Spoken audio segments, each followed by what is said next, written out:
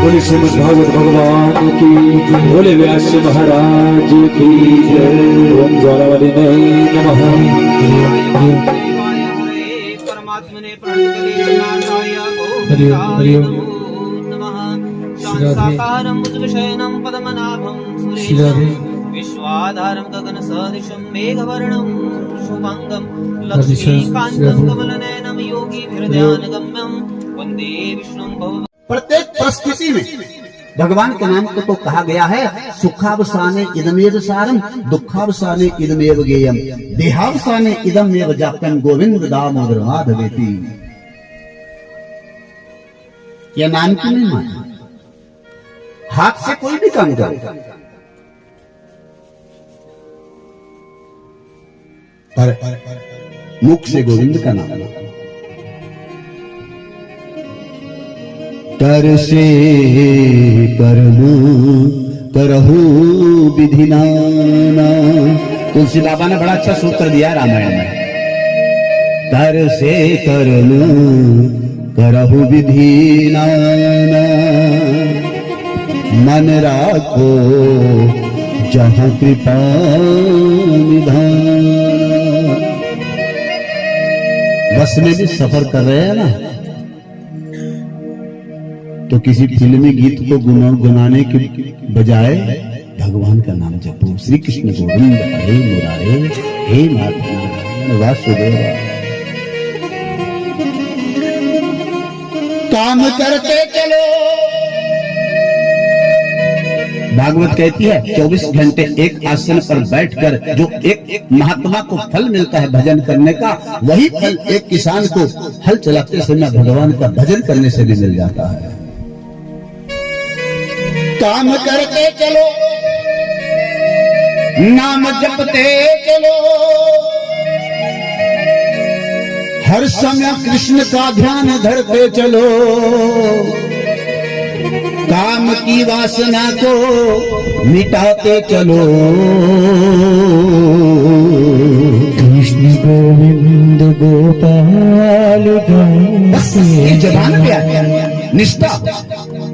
सुखदेव स्वामी कहते हैं, परीक्षित तन संसार को दे दो पर मन गोविंद को दे दो बस।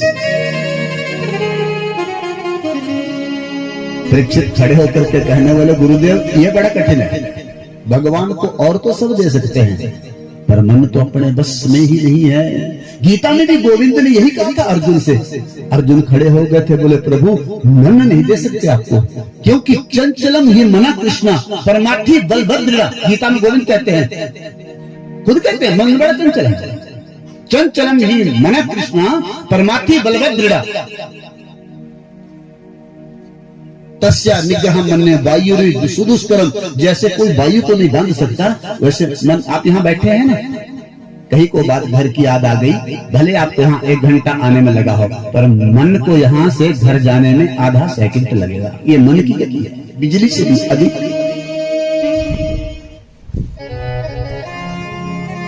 मन को बस में कैसे करें? सुखदेव स्वामी ने कहा मन तो बस में होना चाहिए। 1-2 तरीका मन को बस में करने का सुखदेव स्वामी परीक्षित से कहते हैं, मैं बताता हूं।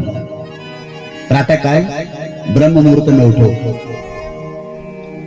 4 बजे ब्रह्म मुहूर्त शुरू हो जाता है, स्नान करो। उस समय ऋषि स्नान कहलाता है। 4 बजे का स्नान, शरीर की शुद्धि भी होती है और स्नान का फल भी मिलता है। स्नान करके भगवान का ध्यान करो।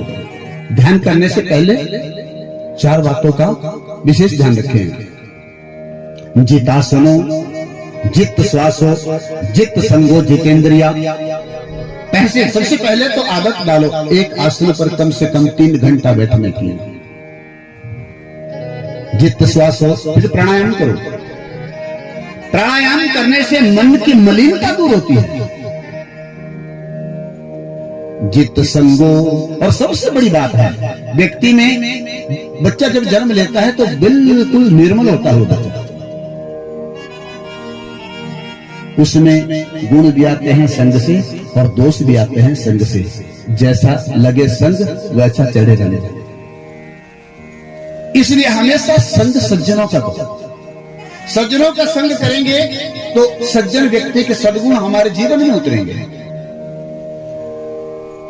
और किसी दुष्ट व्यक्ति का संग करोगे तो उसके दोष भी हमारे जीवन में स्वतः आएंगे।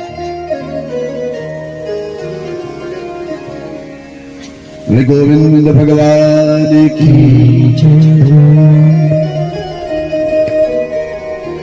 प्रातःकाल जब उठो तो सबसे पहले उठकर प्रभु को प्रणाम करो, अपने हाथों का दर्शन करो। कराग्रे बसते लक्ष्मी, कर्मध्य सरस्वती, करके अगले भाग में लक्ष्मी है, उससे अगर कर्म करेंगे तो लक्ष्मी भी प्राप्त होगी। करके मध्य भाग में सरस्वती है, माने ज्ञान है। कर्म के माध्यम से ज्ञान भी प्राप्त होगा। धीरे धीरे इन चार बातों को परीक्षित मानव यदि जीवन में अपनाएगा, मन की चंचलता खत्म होती जाएगी और धीरे धीरे धीरे ये बेबस मन परमात्मा के चरणों से जुड़ता जाएगा।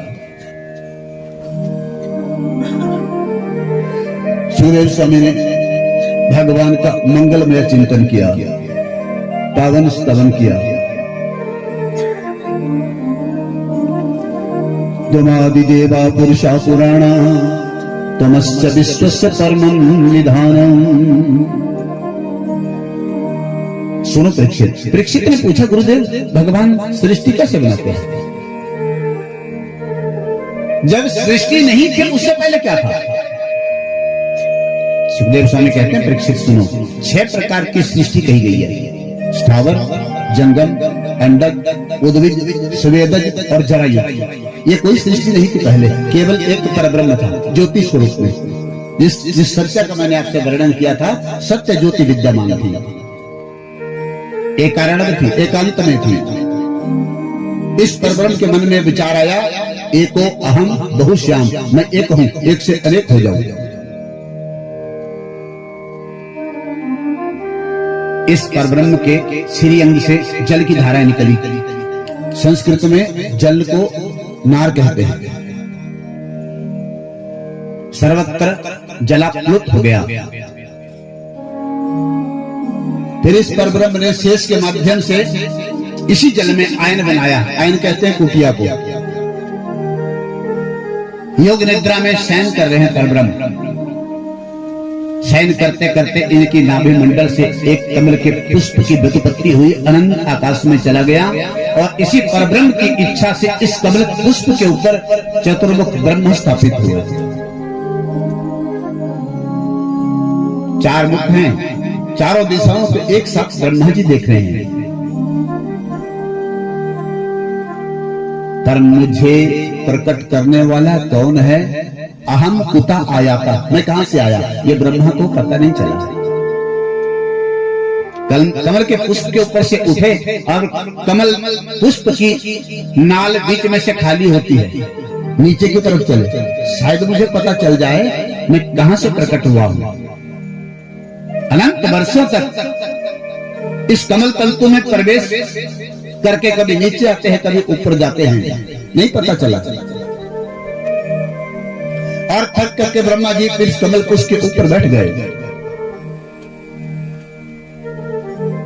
केस पर से सियतसोर सविंसः निष्किंचनामृतम यद धनम विदु।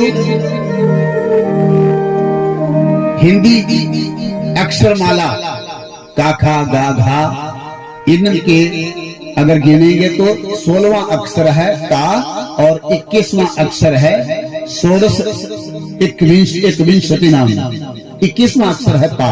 2 शब्द सुने, ब्रह्मा ने दोनों शब्दों को जोड़ा। ब्रह्मा समझ गए मुझे आकाशवाणी ने तप करने का आदेश दिया है, तप करने बैठ गए।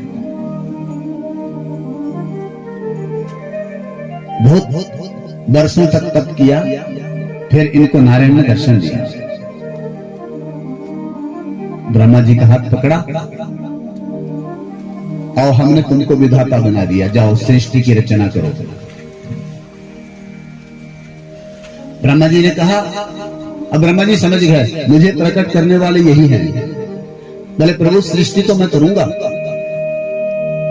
पर सृष्टि कैसे की जाती है, पहले मुझे इसका कोर्स तो करने दीजिए। डॉक्टर कब बनोगे? जब डॉक्टरी पढ़ोगे। वकील कब बनोगे? जब वकालत पढ़ोगे। और कहीं इतना बड़ा पद दे दिया, इस पद में आकर के कि मुझे मद हो गया, अहंकार हो गया, घमंड हो गया। फिर भगवान ने 4 सूत्र ब्रह्मा को दिए, जिसे चतुश्लोकी भागवत कहते हैं। इन्हीं 4 श्लोकों की बेहद बृहद और विस्तृत व्याख्या की वेद व्यास जी ने इन 4 श्लोकों को 18,000 श्लोकों में परिवर्तित कर दिया। आप मेरी वीडियो को लाइक और शेयर करें और मेरे चैनल को सब्सक्राइब करें।